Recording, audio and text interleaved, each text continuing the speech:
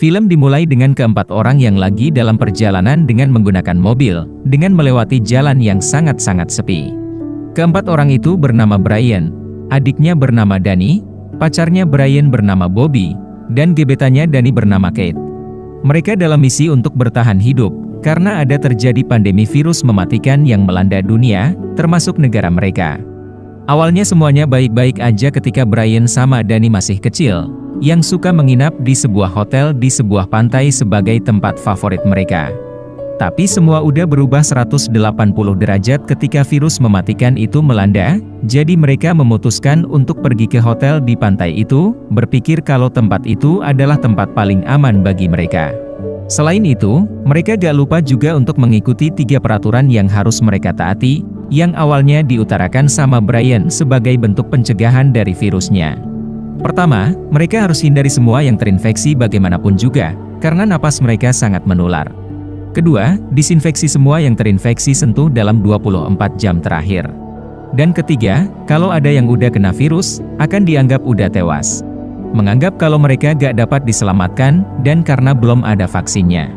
Suatu hari di tengah perjalanan, mereka ada bertemu sama sebuah mobil dengan 2 orang, ada bapak bernama Frank, dan anaknya bernama Jody.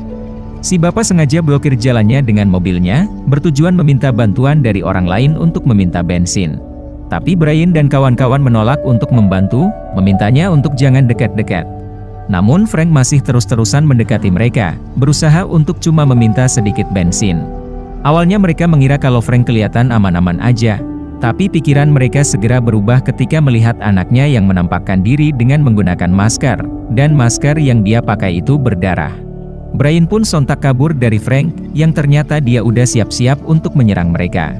Untungnya Brian bisa kabur dari Frank, tapi karena mobil mereka sempat mengalami tubukan keras dari luar jalur aspal, naasnya itu membuat oli mobil menjadi bocor. Alhasil mobil pun jadi mogok ketika mereka paksa jalan terus, dan gak bisa mereka perbaiki karena mesinnya udah meleduk duluan. Karena ini, Danny berpikir untuk membantu Frank, supaya mereka bisa numpang di mobilnya. Tapi Kate menolak, karena ada adik kecil yang udah terinfeksi. Setelah beberapa saat berdebat, mereka pun memutuskan untuk kembali ke Frank, dengan membawa beberapa cairan disinfektan, dan juga bensin. Kemudian mereka memakai masker dulu untuk mencegah adanya virus melalui udara dari mereka berdua, sebelum bilang untuk kerja sama ke Frank. Mengetahui ini, Frank memberitahu ke mereka kalau dia ada dapat pesan transmisi radio dari sebuah sekolah minggu lalu, yang katanya orang-orang dari seluruh kota bepergian ke sekolah itu.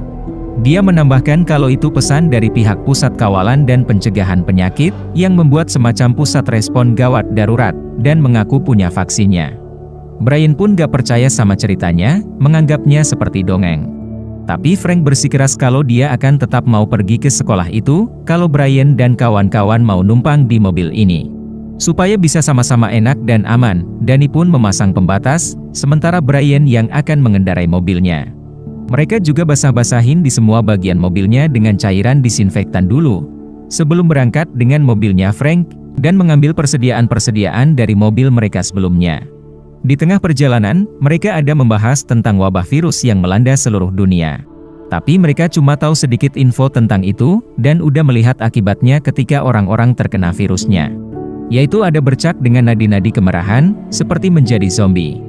Gara-gara itu, membuat orang-orang pada ketakutan dengan mengunci diri mereka sendiri, memasok makanan, bahkan gak mengangkat telepon. Pada akhirnya beberapa dari mereka tewas dalam seminggu, karena udah terkena virus mematikan itu. Brian sendiri pernah bekerja di sebuah stadium, di mana dia menggali kuburan massal untuk para orang-orang yang udah tewas gara-gara virus. Namun kemudian dia memutuskan untuk kabur, karena gak mau dekat-dekat sama orang-orang yang terinfeksi. Sekarang, dia merasa bersyukur bisa berada di sini daripada di stadium itu, dan memutuskan untuk pergi ke hotel di pantai itu bersama teman-teman. Karena Brian suka menggoda-goda pacarnya, Bobby menjadi kesal sendiri mendengarnya, dan gak sengaja membuat setir mobilnya menjadi terlepas dari Brian. Mobil pun ngedrift, yang membuat Frank yang di belakang menjadi agak terpental dan menempelkan tangannya ke mukanya Kate, sekaligus membuat pembatasnya mau lepas. Tapi untungnya mobil bisa berhenti duluan, dan Kate menjadi ketakutan, mengira udah kena kontak fisik sama Frank. Dani pun sontak bilang gak apa-apa karena ada pembatas, yang kemudian mereka berdua melihat ada sebuah mobil yang berhenti di luar jalur. Oleh karena itu Brian sama adiknya memutuskan untuk memeriksanya, bertujuan untuk mengambil bensin yang ada dari mobil itu, tapi ternyata lubang tangki bensinnya dikunci. Jadi Dani membuka pintunya, yang ternyata ada mayat yang udah membusuk gara-gara virus. Dani mau ambil kunci mobilnya untuk membuka lubang tangki bensinnya secara hati-hati, dan tiba-tiba mayat itu terbangun yang ternyata masih hidup. Jadi Dani pun cepat-cepat menjauh darinya, dan si pria itu tampaknya mau meminta pertolongan mereka, yang tentu aja mereka gak bisa menolongnya. Malam pun tiba, dan mereka memutuskan untuk bermalam di samping tebing. Terlihat anaknya Frank mesti dikasih bantuan oksigen dari tabungnya, dan setelah itu berbicara sama Dani yang mau pergi ke hotel di pantai. Frank pun bertanya kenapa memilih hotel itu sebagai tempat teraman mereka. Dani menjawab kalau tempat itu udah ditinggal lama selama bertahun-tahun, dan akan mengkarantina mandiri di sana sampai ada penyelamat yang datang, atau sampai virus itu hilang. Tiba-tiba, terdengar suara tembakan dari truk yang mengincar sebuah mobil yang kabur. Oleh karena itu mereka cepat-cepat padamkan apinya supaya gak ketahuan. Si supir yang dikejar itu kemudian keluar, dan gak lama setelah itu dia pun ditembak sama si supir truk. Esok harinya, mereka melihat mayat orang yang ditembak itu udah digantung di sebuah tiang besi, yang tampaknya udah terkena virus mematikan itu. Lalu, mereka akhirnya sampai di sebuah kota kecil, di mana kota itu udah benar-benar sepi, karena udah ditinggali sama semua penduduk yang ada di sana. Ada juga tanda biohazard yang menandakan kalau mereka udah memasuki area yang terinfeksi, dan ada sebuah truk yang mengangkut mayat-mayat orang yang udah terinfeksi. Setibanya di depan sekolah tujuannya Frank, mereka semua kecuali Jody mau pergi masuk ke dalam, tapi Jody sendiri menolak untuk ditinggali sendirian. Oleh karena itu Bobby mengajukan diri untuk menemani si adik, yang sempat ditolak sama Brian untuk jangan dekat-dekat sama yang terinfeksi. Tapi setelah Bobby meyakinkannya kalau dia akan baik-baik aja, Brian pun setuju untuk pacarnya menjaga si adik. Setibanya di dalam dan teriak-teriak apakah ada orang, ternyata gak ada orang satupun di dalam sekolah.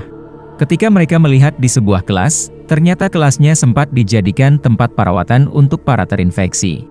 Kemudian terlihat Kate berusaha menelpon di tempat telepon, tapi ternyata teleponnya gak berfungsi. Tiba-tiba, ada seseorang berlari dari mereka, yang membuat Kate mau mengejarnya sampai di tempat olahraga, yang ternyata udah dijadikan tempat para pasien. Di sana mereka melihat ada seorang dokter bersama dengan beberapa anak kecil di sebuah tenda, yang mereka kira kalau si dokter lagi menyembuhkan anak-anak kecil itu. Dugaan mereka benar, tapi si dokter sendiri ternyata udah terinfeksi, yang lagi memberikan beberapa minuman ke anak-anak kecil. Dia mengaku kalau minuman ini adalah vaksinnya, tapi cuma bisa menghentikan virusnya selama 3 hari aja, dan itu pun gak 100% bisa berhasil. Dia kemudian mengungkapkan kalau minuman ini udah dia kasih dengan kalium yang sangat banyak, yang udah dia temukan bersama timnya sebagai vaksin sementaranya. Meskipun udah menghentikan virusnya, akan ada efek samping dengan penyakit dan nyeri-nyeri selama 72 jam yang akan dialami pasien, menandakan kalau si dokter dan semua anak-anak akan tewas juga pada akhirnya. Meskipun begitu, Frank memohon ke si dokter untuk menyelamatkan anaknya si Jody. Tapi si dokter membalas kalau dia udah berusaha sebisa mungkin untuk membuat vaksin ampuhnya, apalagi di sekelilingnya udah gak ada apa-apa lagi. Dia berpesan kalau kadang-kadang memilih untuk hidup hanyalah memilih bentuk kematian yang lebih menyakitkan, sebelum dia menutup gordennya, dan Brian dan kawan-kawan pun gak ada pilihan lain untuk kembali ke mobil. Sementara itu, terungkap kalau kartun kesukaan Jody adalah SpongeBob SquarePants, dan tiba-tiba dia menjadi batuk serta sesak nafas ketika ngobrol sama Bobby. Mengetahui ini, Bobby pun cepat-cepat menolongnya dengan menggunakan tabung oksigennya.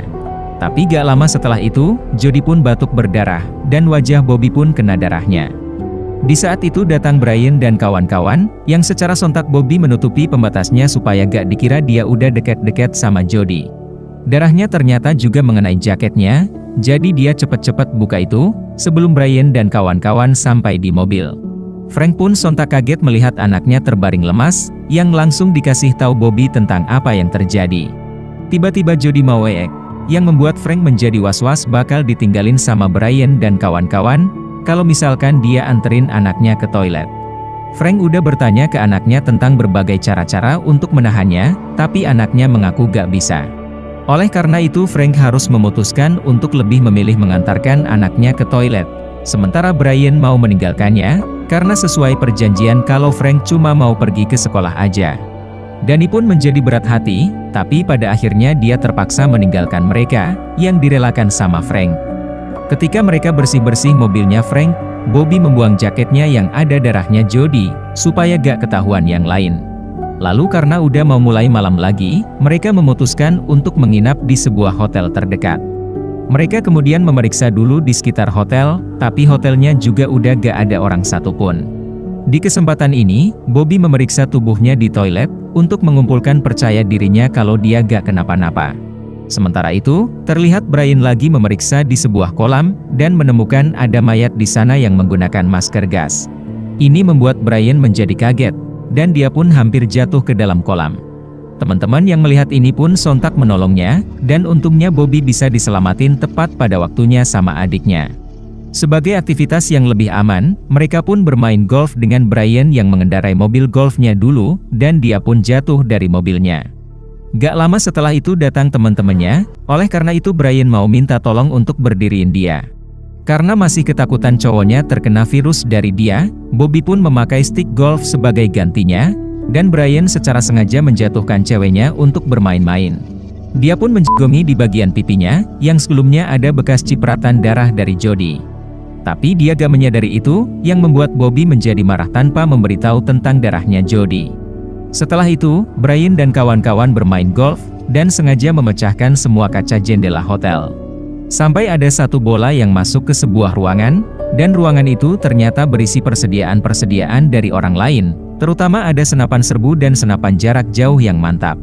Kemudian terdengar suara orang lain dari walkie-talkie yang memanggil temannya, dan bilang kalau dia sama teman-teman akan kembali ke hotel, menandakan kalau hotel ini udah ditempatin duluan sama orang-orang itu. Malam pun tiba, dan Kate masih berusaha untuk menelpon di tempat telepon yang diliatin sama Bobby. Kate beralasan kalau dia cuma mau menghubungi orang tuanya, yang langsung dibalas Bobby secara pesimis kalau mereka udah tewas, karena virusnya udah melanda ke seluruh dunia, apalagi di perjalanan mereka cuma bertemu sama beberapa orang aja yang bisa dihitung pakai jari. Ini membuat Kate jadi kesal, sambil diikutin sama Danny.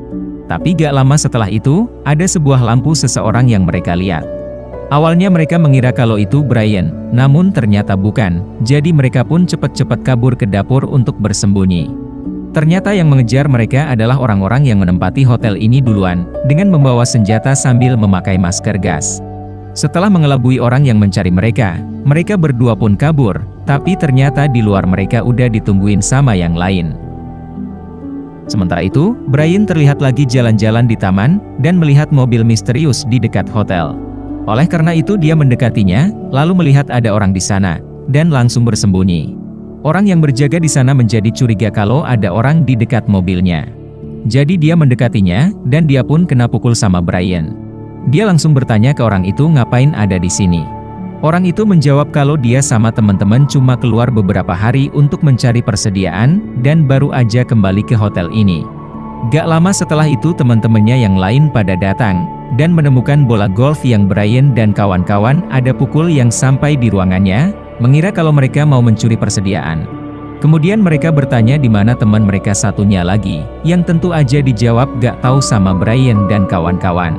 Oleh karena itu mereka mengecek di sekitar, dan menemukan teman mereka yang udah tewas di kolam, menandakan kalau mayat yang Brian temukan sebelumnya itu adalah salah satu teman mereka. Salah satu teman menduga kalau teman mereka yang tewas itu udah kena virus ketika mereka pergi, dan dia gak berkata apapun. Lalu si teman menambahkan kalau yang tewas itu gak tutup bajunya rapat-rapat, dan ada membuat kesalahan, gak mengikuti prosedur. Setelah itu, orang-orang bermasker menyuruh Brian dan kawan-kawan untuk pergi, kecuali para cewek-cewek. Nah, ini membuat Brian menjadi marah, yang ternyata salah satu orang bermasker juga gak setuju akan itu, dengan bilang kalau dia dan tim bukan manusia macam psikopat.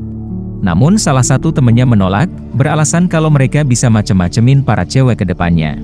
Terjadilah perdebatan, dan salah satu teman mereka yang menolak itu didorong menjauh untuk mendekati Brian dan Danny. Sebelum membawa para cewek masuk, orang-orang bermasker mau memastikan kalau mereka berdua bersih. Jadi mereka pun disuruh buka bajunya, dan dengan terpaksa mereka harus melakukannya. Setelah membukanya, semua pun jadi kaget, yang ternyata Bobby udah terinfeksi di bagian badannya. Alhasil Brian pun jadi gak percaya, dan dia dan kawan-kawan pun disuruh pergi jauh-jauh sama para orang bermasker. Esok harinya, mereka semua jadi diam-diaman, terutama Kate yang menjadi ketakutan karena dekat-dekat sama Bobby. Setelah berkendara lama, Brian mampir ke pom bensin dulu untuk mengisi bensin, tapi ternyata kunci untuk mengisi bensinnya gak ada. Di saat itu pikirannya terganggu akan pacarnya yang udah terinfeksi, menjadi marah karena gak bisa menerima apa yang dia alami sekarang. Oleh karena itu dia terpaksa menyuruh ceweknya untuk keluar, yang dibalas dia kalau dia akan ke belakang. Tapi itu bukan maksudnya Brian, yang ternyata memang menyuruhnya untuk benar-benar keluar dari mobil. Bobby tentu aja gak mau, jadi dia dipaksa keluar sama Brian, dan mengasihnya beberapa persediaan.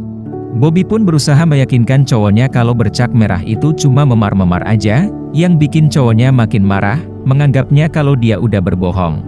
Meskipun Bobby udah mengasih alasannya kalau dia cuma mau menolong Jody saat itu gak membuat Brian berubah pikiran, dan dia pun ditinggal. Beberapa saat kemudian, mereka melihat ada sebuah mobil di depan.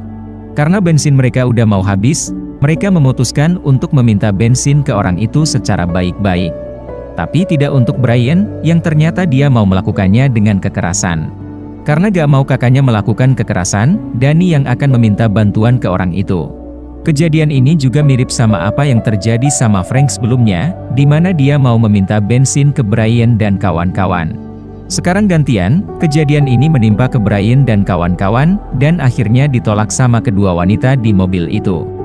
Danny bahkan berbohong dengan mengarang kalau gebetannya si Kate adalah istrinya, dan dia lagi hamil. Tapi tetap kedua wanita itu menolak, dan Brian pun langsung menembak mereka berdua. Si supir berhasil dia bunuh, tapi tidak untuk wanita di sampingnya, yang ternyata punya pistol juga, dan menembak kaki Brian. Brian pun jatuh, namun dia langsung balas tembak ke si wanita itu hingga tewas. Ini membuat Danny jadi marah, dan dia sama kakaknya pun berantem. Kakaknya sampai berbicara kembali tentang ayah ibu mereka yang tewas gara-gara virus, dan itu semua salah adiknya, yang gak tahu kondisi sebenarnya yang dialami orang tua mereka. Padahal Danny ada di rumah waktu itu, sementara kakaknya lagi gak di rumah. Ini membuat Danny mengalami mimpi buruk tentang ibu mereka yang udah kena virus, dan gak lama setelah itu dia pun terbangun. Dia kemudian melihat kalau mereka udah dekat sama sebuah rumah, jadi dia menyarankan untuk mampir dulu untuk mengambil persediaan yang ada, sekaligus perlengkapan medis untuk kakinya Brian yang terluka. Rumah itu terlihat udah diblokir pakai kayu sebelumnya, yang kemudian Kate melihat ada jendela di lantai 2 yang bisa dilalui. Oleh karena itu Danny memasukinya, dan kaget melihat ada shotgun yang mengarah ke dia. Tapi itu cuma shotgun milik wanita yang udah tewas aja, yang langsung diambil sama Danny. Dia kemudian memberitahu ke orang-orang yang mungkin ada di rumah, kalau mereka cuma butuh perlengkapan medis. Namun gak ada orang satupun di rumah, dan gak lama setelah itu dia melihat ada seekor anjing yang berada di dalam sebuah ruangan. Dia masuk ke dalam, dan melihat kalau ternyata si anjing lagi makan-makanin manusia yang udah tewas. Danny kemudian dengan hati-hati mengambil obat-obat yang ada di sana, dan gak sengaja membuat satu botol jatuh ke lantai, yang membuat si anjing jadi marah. Si anjing pun menyerang, dan setelah didorong balik, Danny pun menembak si anjing. Setelah berhasil mengambil obatnya, Danny mau mengobati luka kaki kakaknya.